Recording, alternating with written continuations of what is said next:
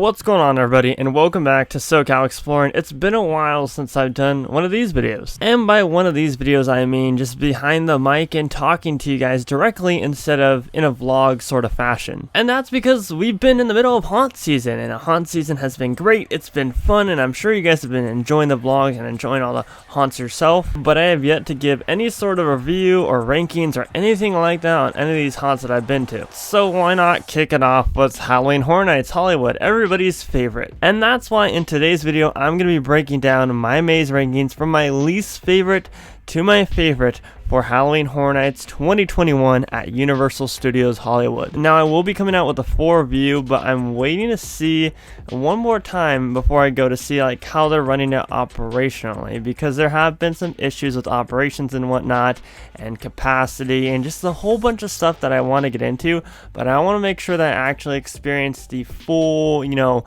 between a Thursday and a Friday and just all that before I go in depth with my review. But that review will be out before Halloween, I can guarantee that. If you guys are new here, consider subscribing down below with those bell notifications on, and leave this video a like at the end if you enjoyed it. And while you're at it, make sure to go down in the description and click the link to the Boo Bros YouTube channel, our collaborative Halloween haunt group that we all put out tons of different Halloween coverage from the East Coast to the West Coast. There's tons of it on there, so make sure to subscribe and get us to 2,000 subscribers because we just hit 1,000. Now, like I say, when it comes to any rankings videos or any favorites videos, these are just my personal opinions.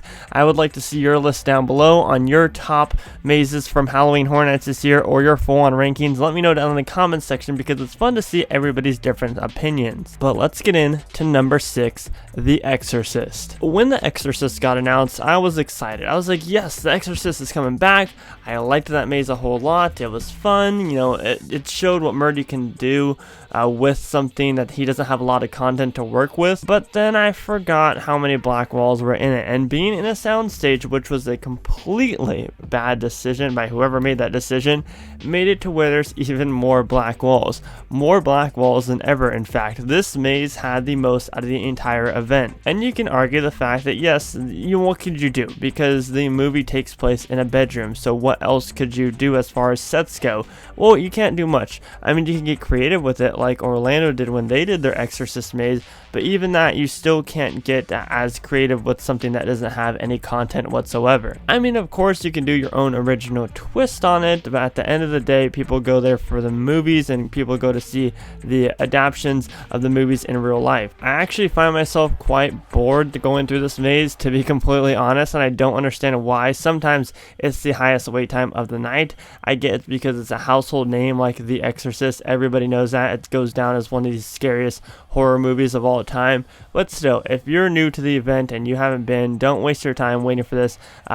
Save your time, go into one of the more entertaining mazes throughout the event. Other than that though, it's fun to walk through. It's cool to see Pazuzu again and see all the different scenes that we got to see in 2016, but it's the exact same, so that's why it's number 6 on my list. Alright, so with that being said, number 5 goes to the Curse of Pandora's Box, which is, there's some differences in this maze which I was not expecting at all. These are the differences that I expected to happen in The Exorcist, however, there weren't. I really do like how they made some slight changes here and there throughout Pandora's Box, and if you walk through the 2019 version, you know exactly what those differences are between the different lighting effects and the ending scene where Pandora was originally on the top of the box. Now she's actually inside of the box with one of those scream effects, making a great scare and making it COVID friendly too. There's also some different costumes in there and different characters, which I really appreciate. Like I said, it's just those small little tweaks that I really appreciate a whole lot, because it could have been like The Exorcist to where they changed nothing at all. And I find myself having a fun time going to Curse of Pandora's Box. It's a lot of fun. There's nothing that I would complain about of that maze other than just like,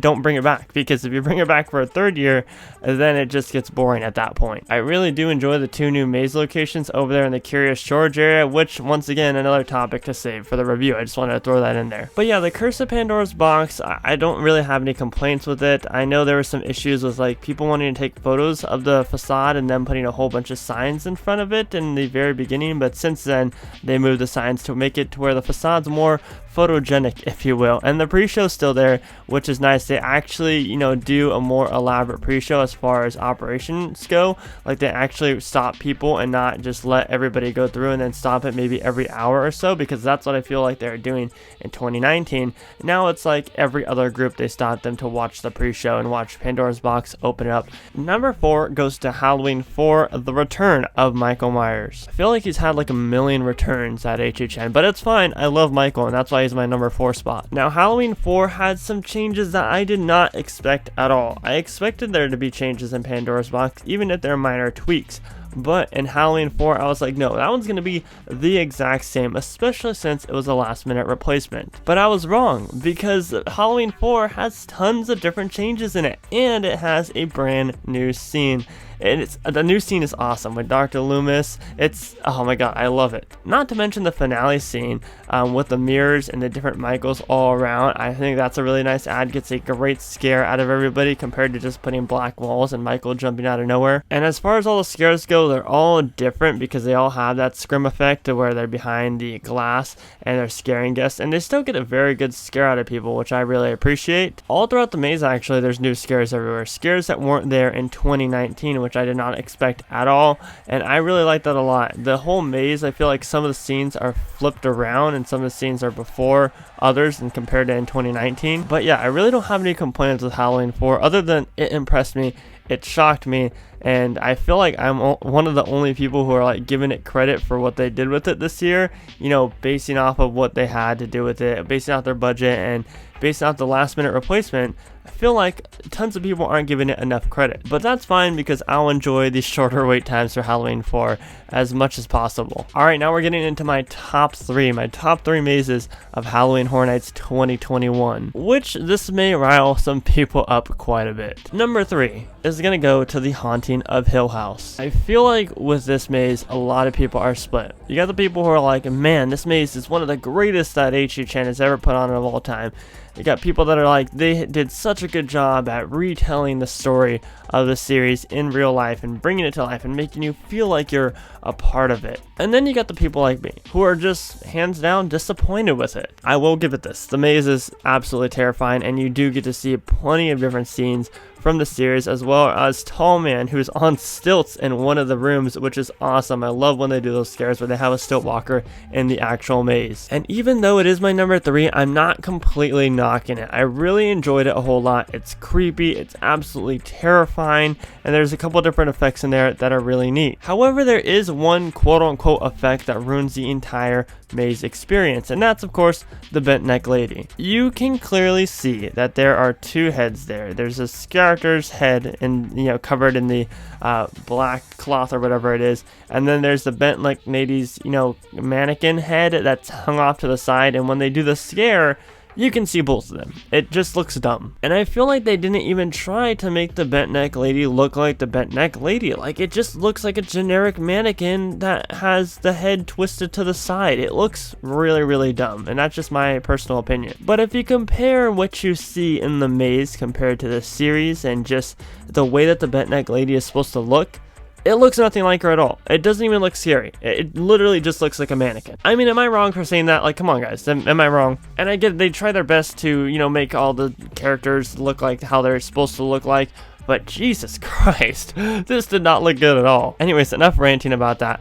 The maze is fun. The maze is detailed. It's definitely a lot better than I thought Horror Nights was going to do for the Hill House. I thought there was going to be tons of black walls and it just would be bad. It's not a bad maze. It just has some flaws here and there, but it definitely doesn't deserve to be my number 1 or number 2. One good thing that we can take away from this maze, though, is, like I already mentioned, no black walls. There's detailed long hallways with nothing going on, but no black walls, so that's good. But number 2 goes to Texas Chainsaw Massacre. Leatherface is back, everybody, and man, did Horror Nights deliver with this maze. It was awesome from the beginning to the end. There is tons of Chop Top, there is tons of Leatherface, and there is tons of good old family barbecue fun. They got an interactive hitchhiker which outside the facade, which is a real nice add, and as soon as you walk into the maze, you get that classic scene where he's closing the door, and I thought that they did an excellent job at bringing this movie to life, out of any Texas Chainsaw mazes or adaptations that I've been through as far as like Titans of Terror goes and whatnot,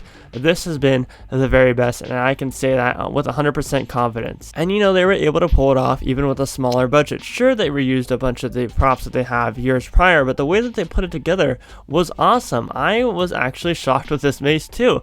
A lot of my opinions as far as Horror Nights goes this year comes from me being shocked. Like, I did not expect some of these things to happen. And one of those things was Texas Chainsaw Massacre being as good as a maze as it was. And the more and more I walk through it, the more and more I fall in love with it. So that's why Texas Chainsaw Massacre belongs at my number 2 spot. But here we go. My number 1 most favorite maze of Halloween Horror Nights 2021 Hollywood this year goes to The Bride of Frankenstein Lives. The way that Murdy brought this to life, and you know, people can argue there's black wall transitions in it, yeah, whatever, there's always gonna be black walls in Persian Courtyard. This maze is awesome. There's no complaints that I have with it at all. I love seeing the bride's representation throughout the entire maze experience. One of the final scares where they have that big scene where Frankenstein actually comes back to life and gets a double scare out of you on stilts, mind you. Not only is that extremely fun to like take pictures of and videos of, but it's extremely fun to just watch it happen and watch the smoke come out. The scenes are beautiful, and there's nothing that they could have done differently to make this maze as amazing as it was. The different costumes between the bride, as you know, we see the vampire hunter and we see her in these different costumes. They're amazing. When you first walk into the maze, that first scene where she's trying to lift the plank off of Frankenstein's dead body, I think that's pretty neat too. Seeing how big it is and seeing how they could fit that in the Persian Courtyard is quite impressive. Now, like I said, I was able to walk through the Orlando version as well, and to me they're equal. They both offer 2 different sides of the story. If you put me in both blindfolded and we put them in both the soundstage so would they be equal, I could tell you exactly which one is Hollywood version and which one is Orlando's version, not because of the detail, not because of, you know, the black walls as everybody says, solely because if you can just tell the feel of a Hollywood maze. I do really like how you can walk through that scare zone at the end, the Silver Scream Queens, like, and you don't have to actually go through the maze to walk through the scare zone. You can kind of just chill in there and have a good time. In previous years when they had scare zones there, they kind of just usher guests quickly through it and say, hey, get out as fast as you can. But yeah, I will never stop bragging about The Bride of Frankenstein Lives. Definitely hands down my favorite Universal Monsters maze that they've done. I'm sorry, Monsters 2018, but this is my favorite. And there's always a short wait time for it every single night of the event, so no complaints right there. I'll just keep walking onto it and having a great time. But that has been my honest Halloween Horror Nights 2021 Hollywood Maze rankings. Like I said, leave your list down below in the comments section if you hate me for putting Hill House at number 3. Oh well, I just want to see when they can do an actual detailed mannequin and not just one that they pulled straight from Target. Anyways guys, all jokes aside, the event is fun this year, and like I said, I will have a full in-depth review about it coming out before Halloween, so that'll be fun, as well as for Not Scary Farm and Hallow Scream San Diego. And if I go to another haunt this year, then I'll also do reviews for those as well. Anyways everybody, my name is Scott. If you're new here, subscribe with those bell notifications on, and leave this video a like if you enjoyed it and want to see more. Positivity is key, and most importantly, remember to keep exploring. Peace out, everybody.